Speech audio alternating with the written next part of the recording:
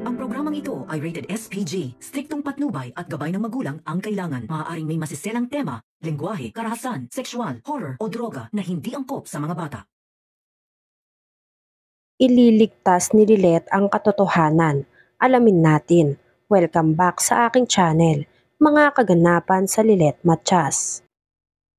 Patagong kinausap ni Eira ang asawa ni Samson tungkol sa agreement na pinirmahan nilang tatlo nila Samson para maging baby maker itong si Ayla. Walang kamalay-malay si Attorney Spanky sa ginagawa nitong si Eira. Kinakailangan daw na maunahan nila si Lilet na makuha ang agreement nilang tatlo dahil kung sakaling makita ito nila Lilet ay panigurado na matatalo at mailalampaso muli si Eira sa korte ni Lilet. Kaya habang maaga pa ay inudyukan at inutusan na ni Eira ang asawa ni Samson para kunin at itago ang agreement nilang tatlo para makasiguro na sila ang mananalo sa korte. Sinunod naman ni Feliz ang pinag-uutos ni Eira sa kanya, kaya agad-agad umuwi si Feliz para itago ang agreement nilang tatlo para hindi na ito magamit pa nila Samson sa korte dahil malamang kung makita at mapasa kamay nila ang agreement na yon ay matatalo na naman si Eira sa korte. Kaya naman gagawin talaga ni Eira ang lahat para hindi siya mailampaso ni Lilet sa korte.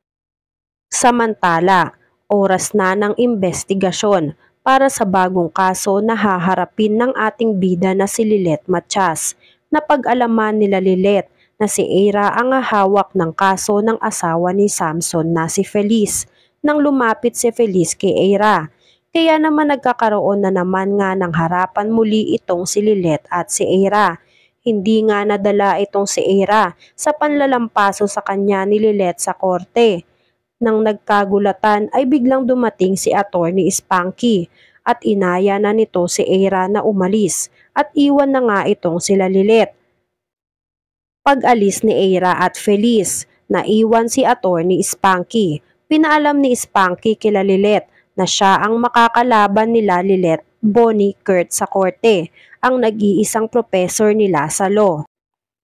Kaya naman napaisip sila Bonnie kung ano kaya ang pumasok sa isip nitong si Attorney Spanky, kung bakit parang kumbinsido ito na totoo ang sinasabi nitong si Feliz. Sumagot si Lilet. Alam na kaya nila ang defense natin tungkol sa agreement ng pagiging baby maker ni Ayla?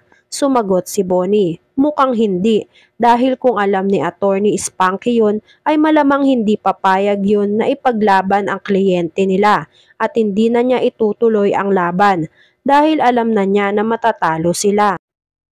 Sunod naman na dumating si Samson. Dala ang balita na nawawala ang agreement paper na pinapadala nitong si Lilet sa kanya.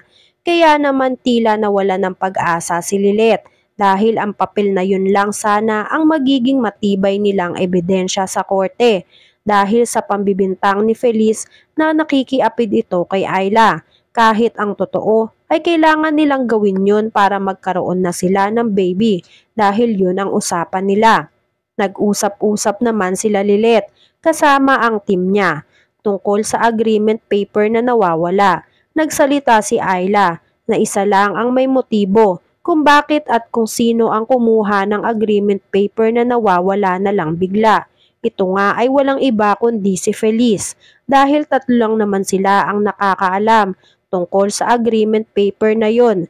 Kaya hindi malabo na si Feliz ang may kagagawan kung bakit nawawala ang paper na pinapirmahan nilang tatlo.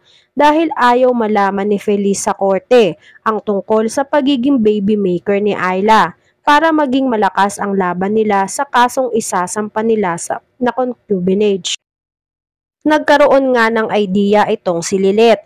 Nagpasama si Lilet kay Samson at kay Ayla. Napuntahan kung saan ang bahay nitong si Feliz para halugugin ang bahay nito.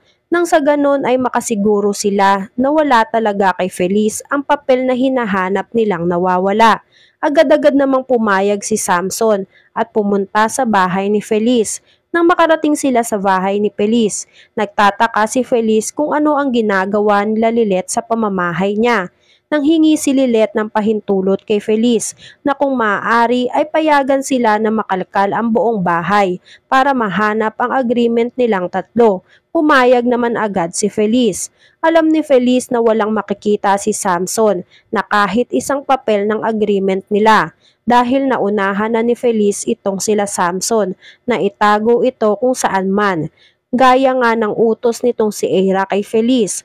Habang naghahanap si Samson, biglang dumating si Eira. Yun pala ay tinext na ito ni Feliz na nasa bahay nila si Lilet at hinahanap ang agreement paper nilang magagawa. Nagtanong si Eira kung ano ang ginagawa nila Lilet. Sumagot agad si Lilet na hinahanap lang namin yung papel ng agreement na pinirmahan nilang tatlo na bigla na lang nawala sa kliyente ko.